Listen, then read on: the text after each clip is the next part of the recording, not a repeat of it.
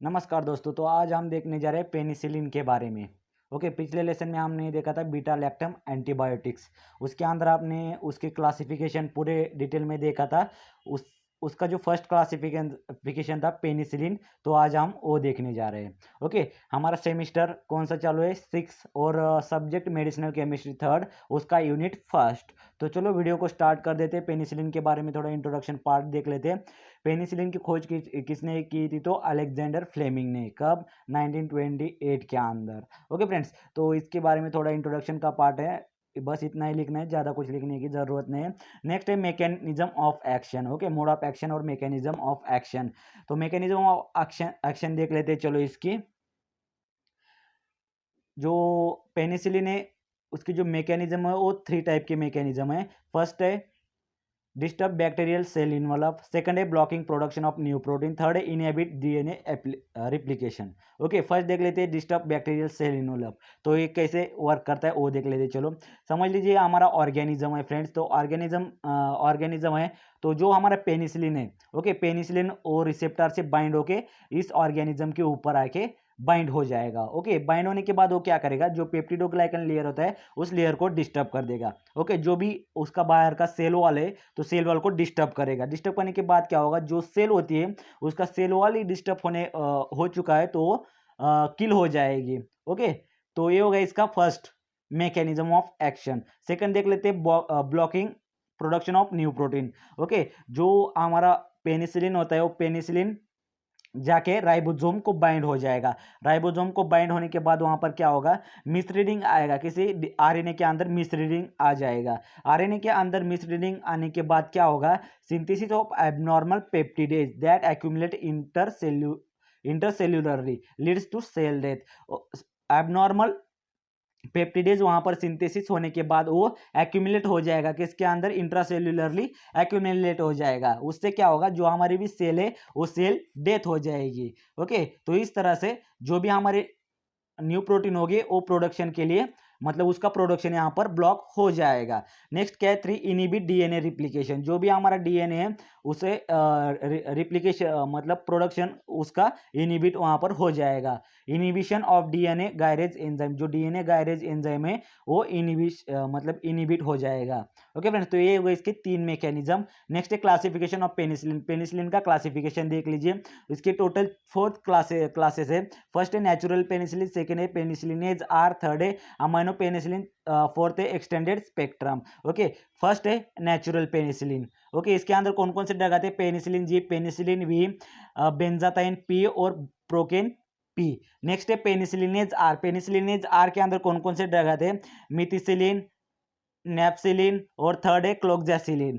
Third amino penicillin के अंदर कौन कौन से ड्रग आते हैं? अमेक्सोसिलिन, एम्पिसिलिन। फोर्थ है एक्सटेंडेड स्पेक्ट्रम, इसके अंदर कौन कौन से ड्रग आते हैं? टाइकैरसिलिन, सेकंड है पाइपरासिलिन और थर्ड लास्ट है हमारे पास कार्बेनिसिलिन। तो ये हो गया इसका क्लासिफिकेशन, पेनिसिलिन का क्लासिफिकेशन। ओके फ्रेंड्स, नेक्स्ट देख लीजिए यहाँ पर सार, structural activity and relationship of penicillin. Penicillin का सार देख लीजिए। ओके, इसके टोटल टू टाइप होते हैं। एक है थायाजोलाइड रिंग। ओके, ये मतलब यहाँ पर आप स्ट्रक्चर के अंदर देख लेते हो, ये जो पार्ट है फ्रेंड, तो ये थायाजोलाइड रिंग है। बी पार्ट कौन सा है वो अगले स्लाइड में देख लेंगे हम। ये पार्ट कौन सा है?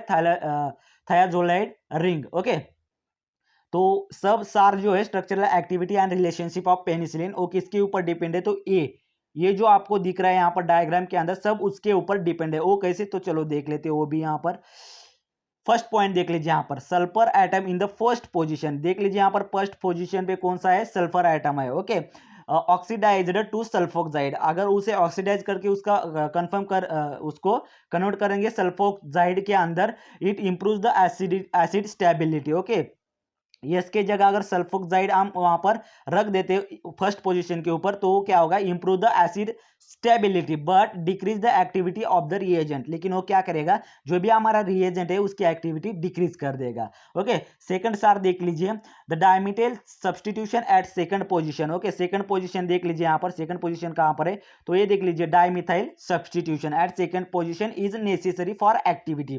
सेकंड पोजीशन मतलब जो भी हमारा डायमिथाइल है वो सेकंड पोजीशन में होना चाहिए। किस लिए?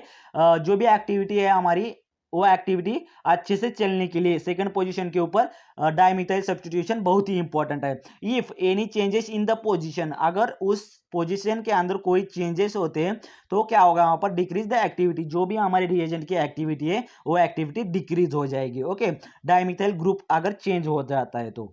थर्ड देख लीजिए, the carboxylic acid group at third position. Third position में कौन सा है देख लीजिए, कार्बोक्सिलिक ग्रुप है। ओके, नीचे कार्बोक्सिलिक ग्रुप है। At third position is changed to alcohol और ईस्टर। अगर हम उस एसिड ग्रुप को, कार्बोक्सिलिक एसिड ग्रुप को अल्कोहल और ईस्टर से चेंज कर देते तो उसकी एक्टिविटीज क्या होगी, रीजेंट हमारे जो भी रिएजेंट है उसकी एक्टिविटी रिड्यूस हो जाएगी, डिक्रीज हो जाएगी फ्रेंड्स। ओके, तो फर्स्ट पोजीशन मतलब फर्स्ट रिंग पे हो गया ये सब, जो हमारी थायोजोलाइड रिंग है उसके ऊपर। नेक्स्ट सेकंड यहाँ पर बी दिया गया है, बी कौन से रिंग है वो देख लेते, चलो B ring, beta lactam ring. Okay, beta lactam ring देख लेते, चलो बी, जो यहाँ पर चेंजेस होने वाले वो देख लेते हैं। चलो ओके, फर्स्ट देख लीजिए, no substitution is possible at fifth position of beta lactam ring. जो भी बी मतलब बीटा लैक्टम रिंग है, जो भी फिफ्थ पोजीशन है वहां पर कोई भी सब्स्टिट्यूशन पॉसिबल नहीं है। अगर वहां पर कोई सब्स्टिट्यूशन आप करते हो तो जो भी हमारा रिएजेंट है, रिएजेंट की क्या होगी, जो भी एक्टिविटी होगी वो रिड्यूस हो जाएगी। सेकंड देख लीजिए, the carbonyl group present should be must at 7 position. जो भी कार्बोनिल ग्रुप है वो 7 पोजीशन के ही होना चाहिए। ओके, अगर वहां से चेंज हो गया तो हमारी जो भी रिएजेंट है, रिएजेंट की एक्टिविटी जो भी है वो चेंज हो जाएगी। ओके, तो ये था सार किसका, जो भी हमारा पेनिसिलिन है, पेनिसिलिन का सार था फ्रेंड। जो भी हमने पॉइंट पढ़ा तो एक एक करके उसका स्ट्रक्चर आप निकाल लीजिए। ये देखिए थायोजोलॉइड रिंग जो है, थायोजोलॉइड रिंग जो है, तो जो हमने देखा फर्स्ट सल्फर, सल्फर के जगह सल्फर ऑक्साइड डाल दीजिए और वो फर्स्ट जो पॉइंट है पॉइंट लिख लीजिए और नीचे उसका डायग्राम निकाल लीजिए। ओके, तो आपको पढ़ने के लिए भी इजी जाएगा।